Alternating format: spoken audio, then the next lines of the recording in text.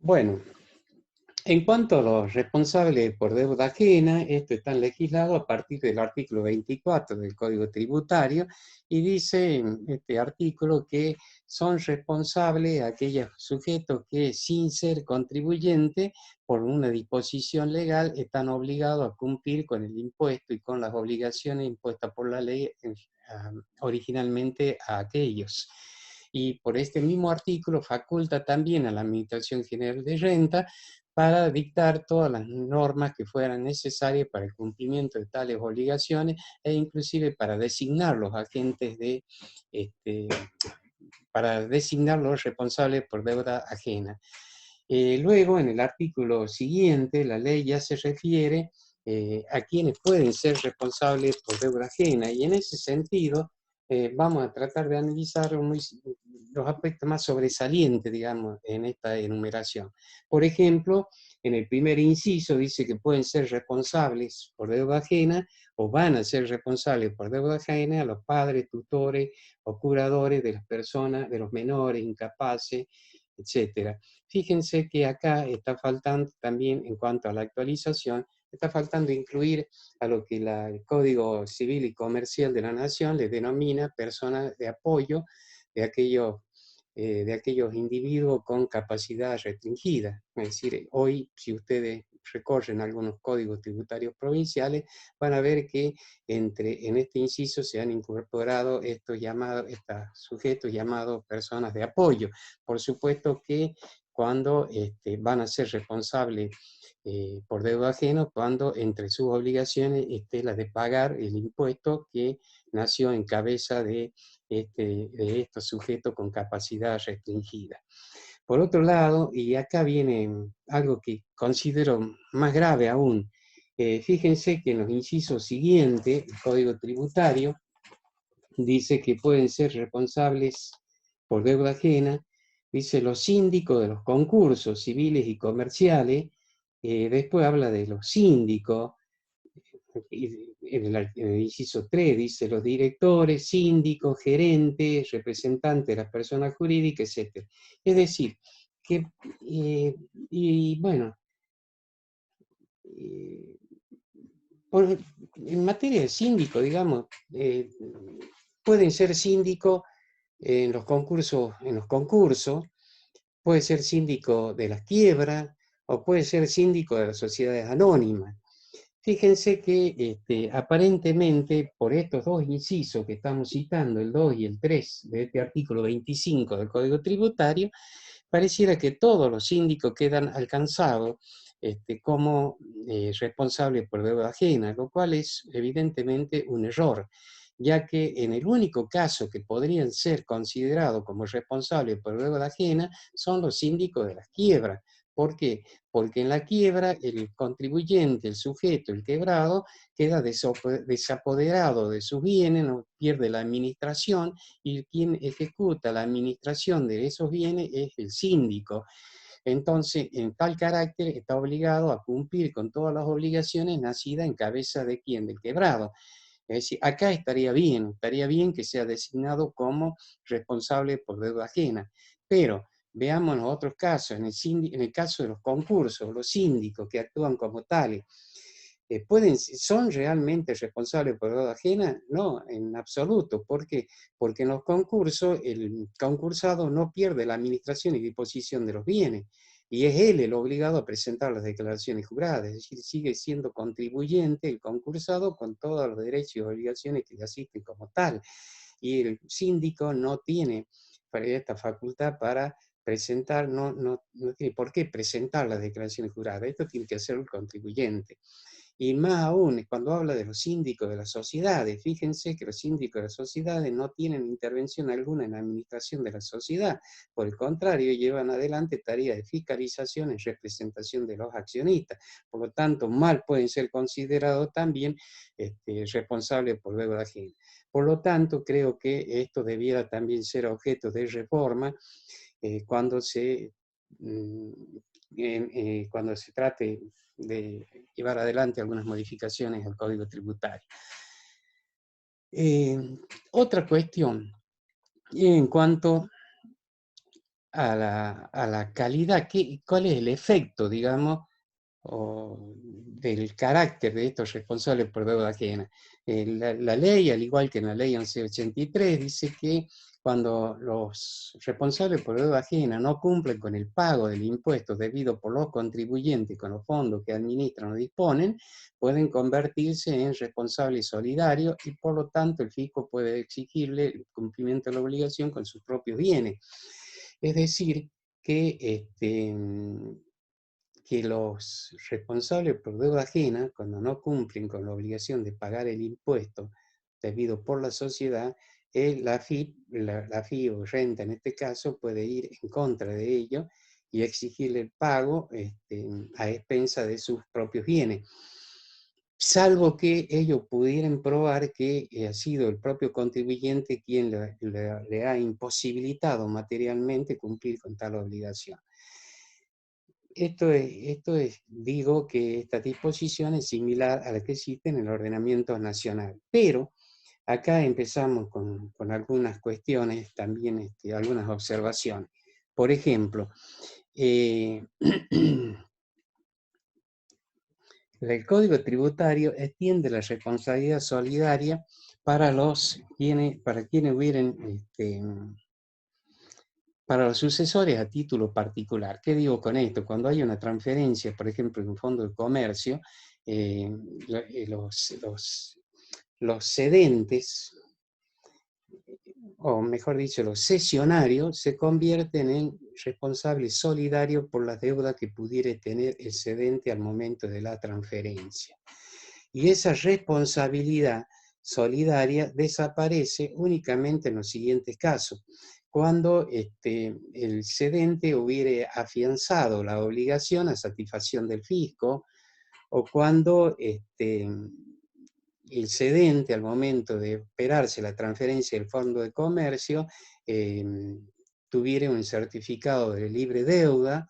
Y en tercer lugar, dice la ley, cuando hubieran transcurrido más de 2 años posteriores a la comunicación de la transferencia sin que el fisco haya determinado y en su caso exigido el pago del impuesto por parte del cedente.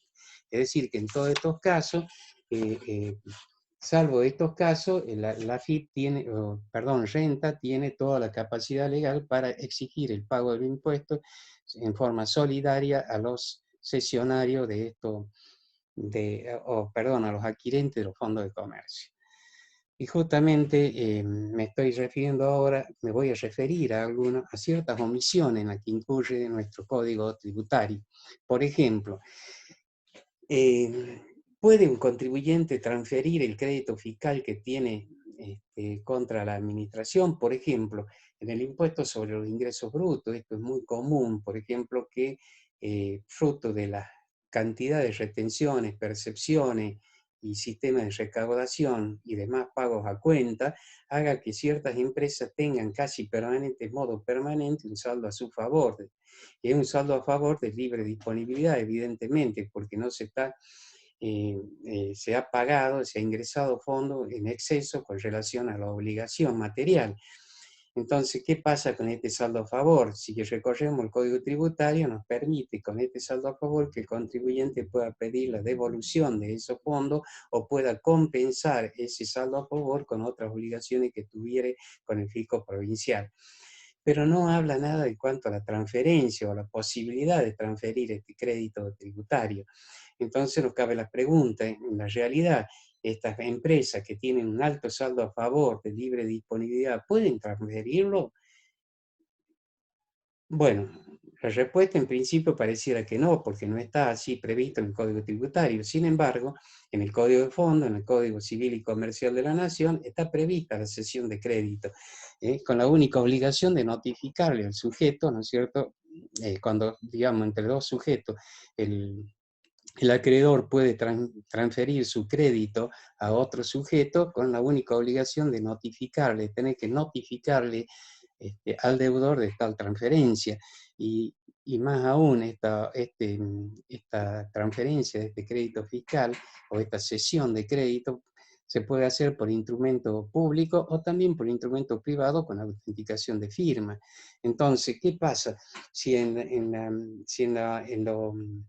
En algún caso particular, una empresa quiere llevar adelante la transferencia del crédito, transferir el crédito, por ejemplo, que tienen el impuesto sobre los ingresos brutos, lo quiere transferir a un tercero, y yo creo que por la norma del Código Civil puede perfectamente hacerlo. Ya digo, siempre que existe un instrumento, sea por instrumento público o instrumento privado, con autenticación de firma, por escribano público, y con la única obligación de notificarlo al fisco, lo cual es bastante débil, digamos, la situación del fisco provincial a raíz de la ausencia de normas propias en esta materia. Recordemos que, por ejemplo, en el caso de en el ordenamiento nacional es una figura que está perfectamente legislada. Fíjense que dice, por un lado, si se transfiere el crédito fiscal de un sujeto en favor de otro y este último lo utiliza para pagar una obligación propia, ¿qué puede ocurrir después? Puede ocurrir que el fisco, cuando verifique las obligaciones fiscales del cedente, se dé con que este crédito fiscal con este saldo a favor era inexistente. O sea, el saldo a favor que le transfirió a otra persona, por la fiscalización resulta que es inexistente. Entonces, acá se plantea el problema. ¿Qué pasa con el cesionario que tomó ese crédito fiscal y lo aplicó al pago de alguna de sus deudas? Entonces, en este caso, ¿qué es lo que dice? Dice, no, esto queda sin efecto, renace la obligación del cesionario de afrontar su propia deuda, pero si no lo hace, ahí viene la responsabilidad solidaria del cedente. Es decir, para estos casos, la ley en forma especial dice que el cedente es responsable solidario de las obligaciones que tuviere el cesionario por la deuda que afronta frente a la DGI como consecuencia de que el crédito que había comprado, adquirido en su favor, deviene inexistente. Entonces dice que como los obliga también a comunicar tal transferencia a la AFIP, dice que esa transferencia, esa comunicación implica que las partes, tanto cedente como cesionario, se allanan y aceptan todas estas normativas impuestas por la ley 11.683.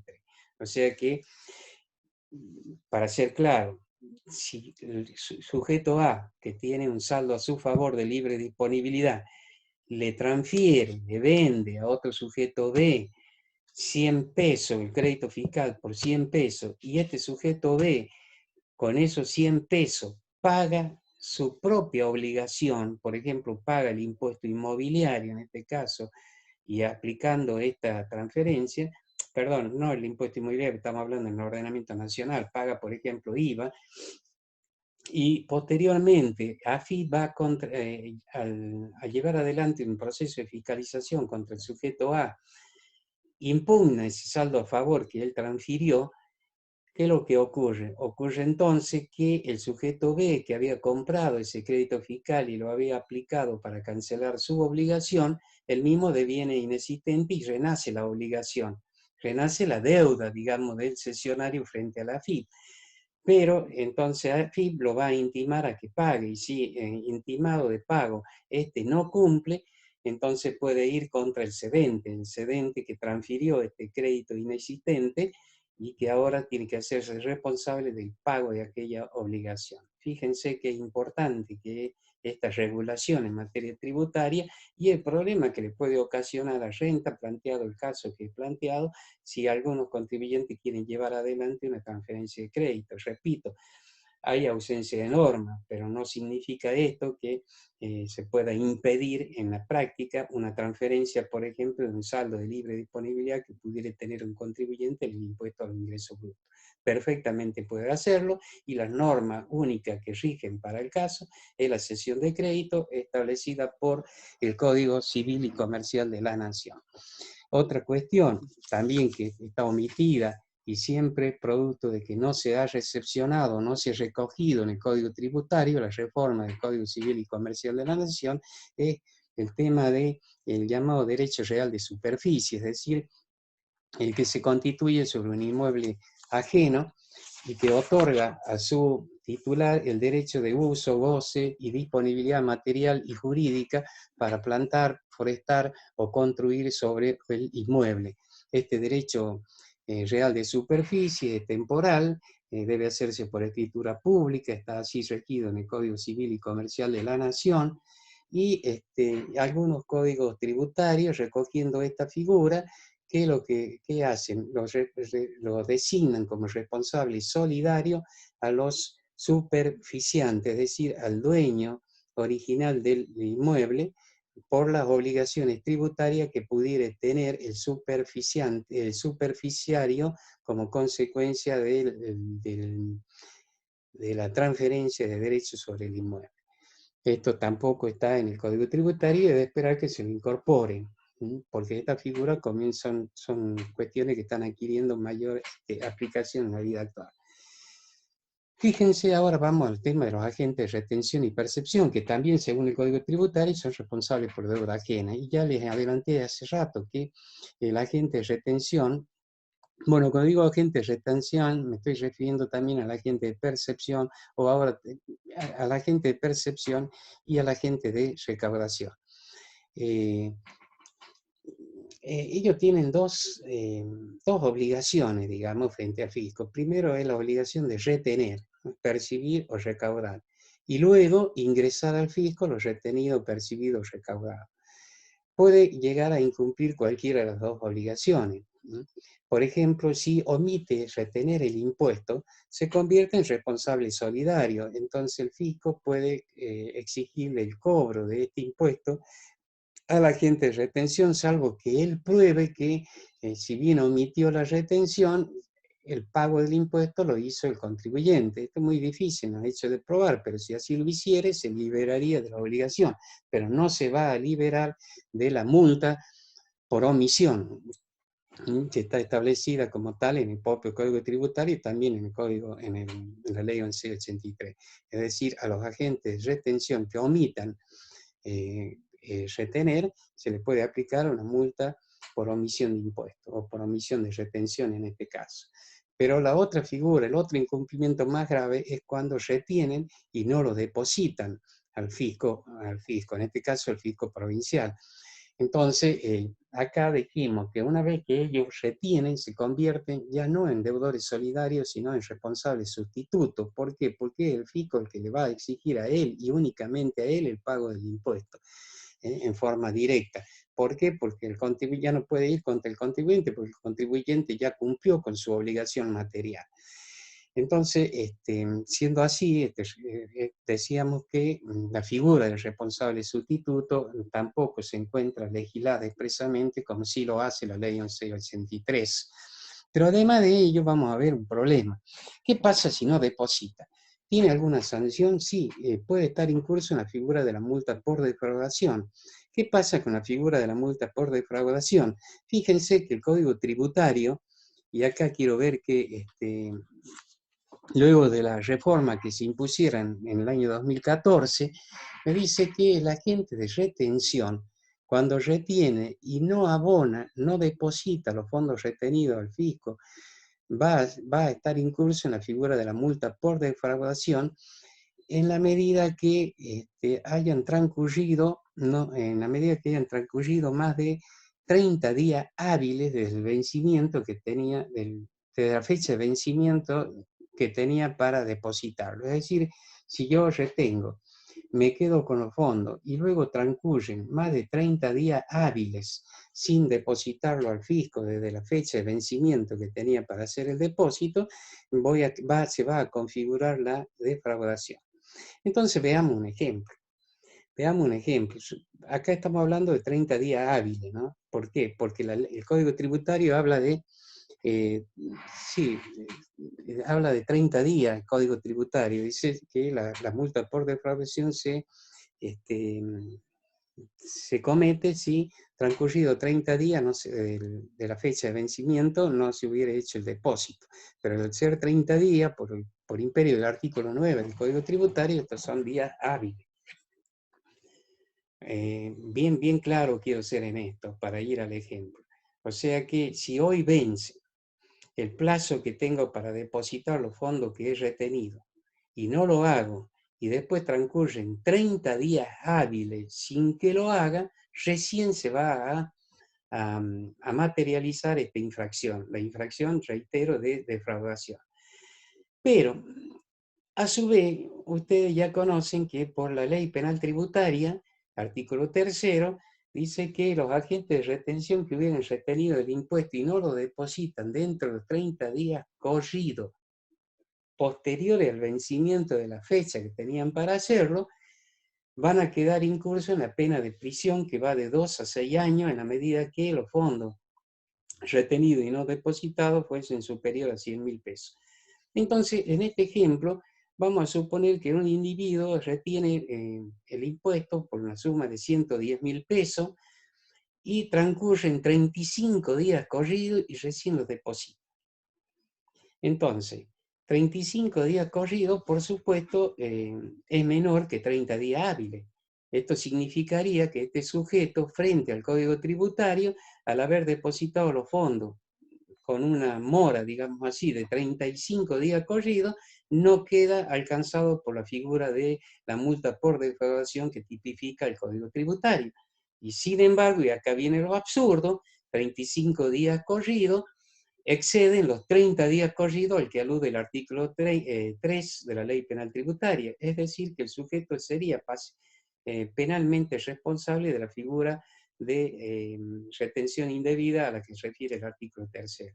O sea que no hay sanción administrativa, pero podría ser perseguido penalmente por la figura de tipificada en el artículo 3 de la Ley Penal Tributaria, lo cual configura a todas luces un absurdo, digamos. Así que esto también debería ser tenerse en cuenta en alguna futura reforma que se haga al Código Tributario para subsanar y poner en línea con el tema de lo que establece la Ley Penal Tributaria, que dijimos también rige para, por supuesto, como ustedes saben, para los impuestos provinciales, y que las sumas son bastante bajas, digamos, fruto de la devalorización monetaria, en la cual podría llegar a darse el caso, y no estamos hablando de algo hipotético, algo de difícil realización o presentación en la vida real. Bueno, acá vamos.